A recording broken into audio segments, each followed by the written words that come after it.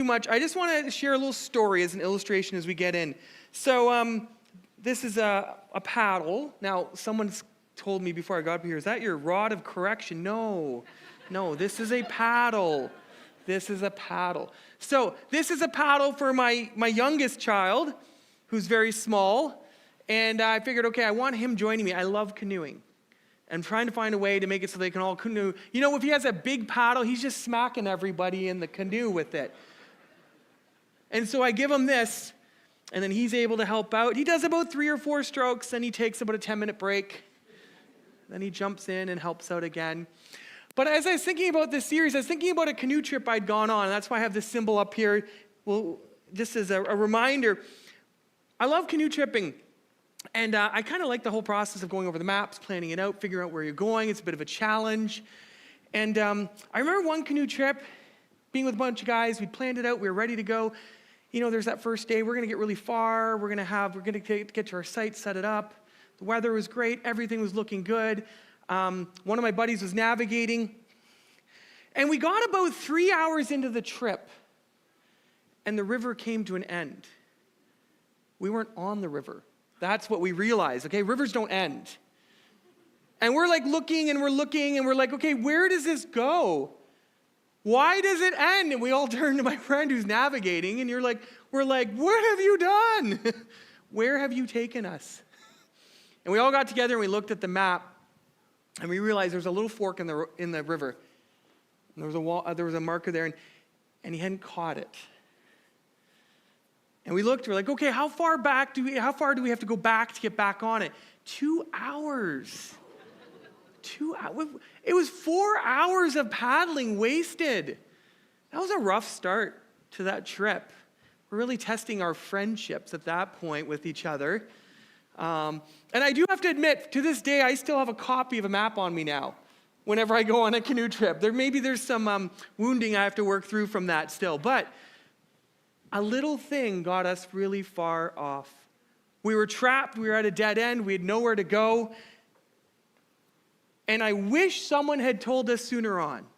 I wish someone had caught it before we were there. And so I tell you that story as we go into this series because this is really what Paul is doing. He's addressing some new believers. They weren't long into their journey. He just planted churches in the Galatia area. He'd visited these cities.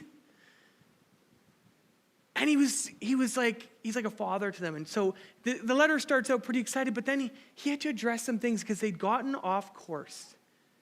And out of care and concern for them, he's like, I don't want you to go too far off. I don't want you to get trapped and end up at a dead end. And so it's a beautiful letter about really what's at the core of our faith, about how to keep our eyes on Christ and how to make sure that we're on course with him.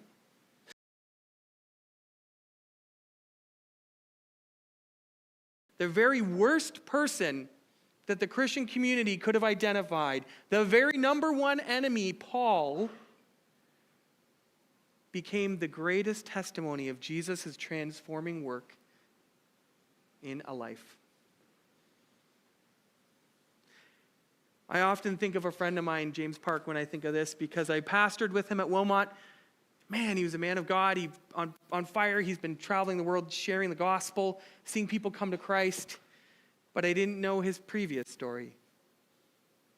And when he shared it with me one time about living on the streets, doing drugs, dealing drugs, hopeless, stealing, and someone shared the message of Jesus with him. He had his road to Damascus encounter. It was in a coffee shop of all places. And he was transformed. And I would never know what he was like before, other than the fact he shares it so that people can see what Jesus does. And so wherever you're at today, wherever you're feeling you're struggling, whatever your story is, this first chapter, Paul's message is this: I was the worst, and God changed me. And he can change you. But we need to stick to him. We need to focus on him. We need to make him the center of everything. We can't be distracted. We can't go back to our old ways. We need to really chart forward and stay on course. And so this visual, I want to leave you with this. It's a compass. And that our compass should always be oriented to Christ.